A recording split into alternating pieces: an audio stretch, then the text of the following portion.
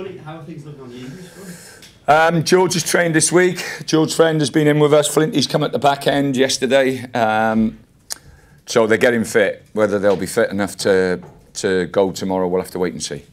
I guess that will have given you a bit of a boost, knowing that if they're not quite ready, they're not far away. Yeah, no, it's pleasing. Like I say, to have George back in for almost a week has been good. He's a very influential person around the place. Great lad. It's been a great pro since I've walked through the door, and the club can't do with enough of people like George Friend.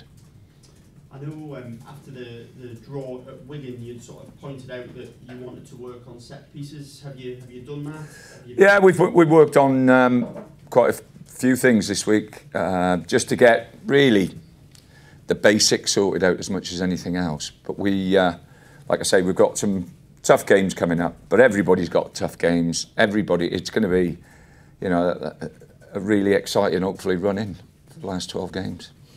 When you look at it, how do you assess? I know you say it'll be difficult, but are there certain games that you're targeting to think?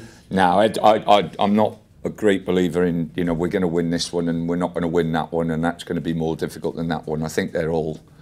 You have to take it on merit. You have to take the players. And make the players understand that every game they play is going to be a tough game, and they're going to have to be on it to get the result that this football club wants. I know I read some quotes from John and Mikel this week, sort of talking about where promotion with Middlesbrough would rank in his sort of glittering career. Yes. It must be nice to see that he holds it up there in such high regard. I don't read the papers. I haven't seen any comments from John, listen, he's been fantastic here. He's a great example to the rest of the group. He's a quiet, unassuming chap who gets on with his job, and he's a top player and a top professional. He's been really, really good round the place, on and off the pitch. I know when the signing came about, there was obviously a few eyebrows raised because it was a surprise. No one expected it, but his performances in recent weeks. Well, since he came into the football club, I think the level of his performances have been exceptional, and like I say, he'll give a lot of credit to the other players as well. I know that because I have spoken to him about it. But you don't win that many trophies and medals and not being a good player. No. And John's a good player.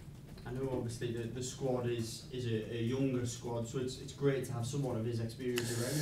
Yeah, well, it's not just on the pitch that we need him. It's training ground as well. And when you've got Connor and Tav and Dale and Wingy and people like that who are training and working with a top international player who's won everything in the game, then it certainly inspires it. Well, like I say, it inspires them, and hopefully, fingers crossed, that'll John will be here, and we'll get the job done, the job that we all want, and that is to get us promoted. Looking at the weekend's match, Brentford, I had a quick glance at the table this morning. They are firmly mid-table. So, would you forgive fans for thinking this is a game really you need to be winning if you're going to go for promotion? I don't. I'm just concerned. I know it won't be easy. And the players know it won't be easy. They're a good side. They're a very, very good footballing team.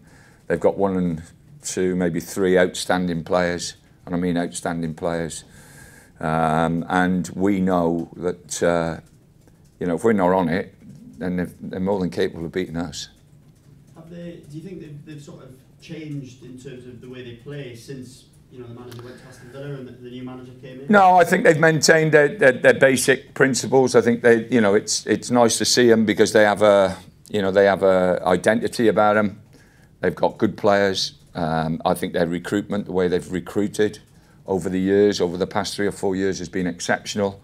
I think the chairman and the people behind the scenes who have organised this and set it up deserve a hell of a lot of credit. They're a very, very well-run football club. Next year they go into their new stadium. It's all looking bright and breezy for people down there in West London. But you'll be hoping it's not looking as bright and breezy, come the weekend when you Well, I hope it's bright and breezy for us. Yeah. Great, thanks, Tony. Thank you.